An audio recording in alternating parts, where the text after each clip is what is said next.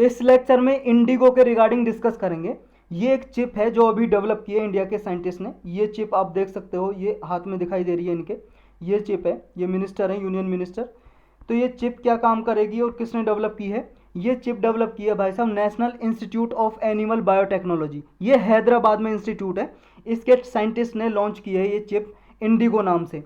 ये क्या है चिप, क्या काम करेगी? देखो, इंडिया की फर्स्ट कैटल जीनोमिक चिप है। जीनोमिक का मतलब है कैटल के जीन वगैरह या डीएनए वगैरह की इंफॉर्मेशन इस चिप में होगी। और इससे फ़ायदा क्या होगा? इससे फ़ायदा होगा कौन सी जो प्रजाति है, जैसे मान लो कोई सी प्रजाति है गिर, कंकरेज या साहिवाल, ये प्रजाति के क्या क्या जीन है, किस जीन की ये भैंस या गाय रहती हैं और इनको क्या क्या चाहिए, मतलब इनको, और कैसी बीमारी हो सकती है इनको, डीएनए या जीन की इंफॉर्मेशन से इनकी डिसीज़ वगैरह को पता लगाया जा सकता है।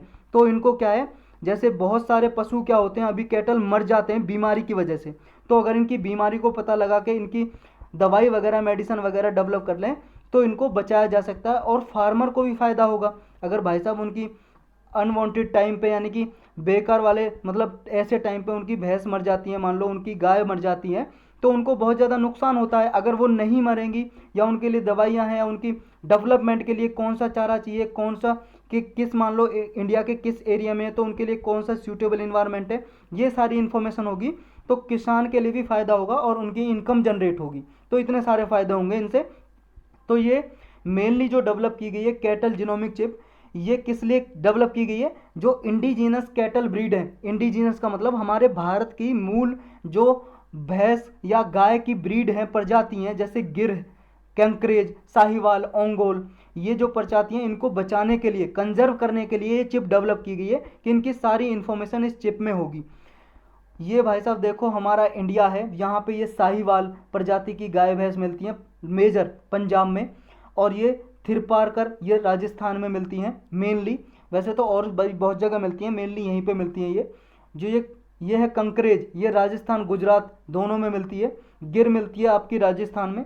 और ये कांग्याम, ये है तमिलनाडु की ब्रीड। और ओंगोल, ये आंध्र प्रदेश में मिलती है ये प्रजाति।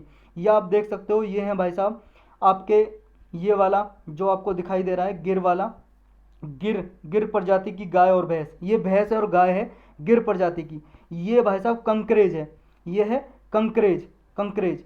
और ये है आपकी साहिवाल प्रजाति की गाय, साहिवाल जो आपको यहाँ दिखाई दे रहा था साहिवाल। और ये है आपका ओंगोल, ओंगोल प्रजाति की स्पीसीज यानी कि गाय है ये ओंगोल। ये देखो हमारी जो इंडिजिनस हैं ये प्रजाति जितनी भी हमारे भारत की मूल निवासी हैं, कहीं और से नहीं मंगाए इन ब्रीड को। और ये बहुत ज़्यादा मिल्क प्रोडक्शन करती हैं, बहुत ज़्यादा दूध देती हैं, एक एक दिन में 30-30 लीटर दूध दे देती हैं ये एक दिन में। तो जो नियाब है, जो नेशनल इंस्टीट्यूट ऑफ ये बायोटेक्नोलॉजी है, जो वाला हमने ऊपर पढ़ा था, ये इंडियन ऑटोनोमस रिसर्च सेंटर है। और कहाँ पे एस्टेब्लिश है? हैदराबाद में हमने देखा ये। और ये डिपार्टमेंट ऑफ बायोटेक्नोलॉजी है, जो मिनिस्ट्री ऑफ साइंस टेक्नोलॉजी के अंदर काम करता है, उसके अंडर, उसी के अंडर एस्टेब्लिश किया गया है ये नियाब, ये सेंटर है जो रिसर्च सेंटर। तो जो इंडिगो है ये देखो प्योरली इंडिजिनस है और वर्ल्ड में सबसे लार्जेस्ट कैटल चिप है, पूरे वर्ल्ड में सबसे बड़ी जो पशुओं की चिप है, जो इन्फॉर्मेशन रखेगी इसमें सारी, और हमने इंडिजिनसली डेवलप की है, अपने देश में बनाई है। इसका गोल यही है कि जो हमारी और आवर ओन ब्रीड है, हमारी खुद की जो प्रजातियां हैं पशुओं की, उनको बचाना है, कंजर्व करना है और फार्मर की इनकम को डबल करने में सहायता करेंगी। जो हमारा इंडिया का गोल है ना कि 2022 तक आते आते किसान की जो इनकम है, आय है, उसको डबल करना है। जो ये चिप मैन्युफैक्चर की गई है राष्ट्रीय गोकुल मिशन और आत्मनिर्भर भारत के साथ मिलकर की गई है। और एक ग्रेट एग्जाम्पल है आत्मनिर्भर भारत का, मतलब अपने भारत में ही डेवलप की जा रही है, यानी कि आत्मनिर्भर भारत को सपोर्ट कर रहा है जो स्कीम है, योजना है, अभियान है। जो चिप है ये साइंटिफिक नॉलेज और इनोवेशन की एप्लीकेशन को यूज करता है, क्योंकि भाई साहब साइंटिफिक नॉलेज को तो यूज करेगा ही, क्योंकि इसमें डीएनए जीन की इंफॉर्मेशन स्टोर होगी। और ईज ऑफ लिविंग जो है, ease of living for all section of society को प्रमोट करेगा। जैसे मान लो किसानों की सहायता करेगा ये, तो ईज ऑफ लिविंग को प्रमोट करेगा किसानों के लिए।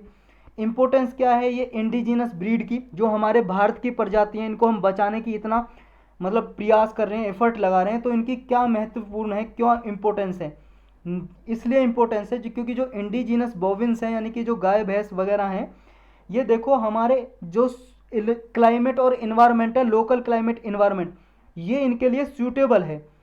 जो भी मान लो रेस्पेक्टिव ब्रीडिंग ट्रैक्ट के जरिए इनको प्रोटेक्ट किया जाता है।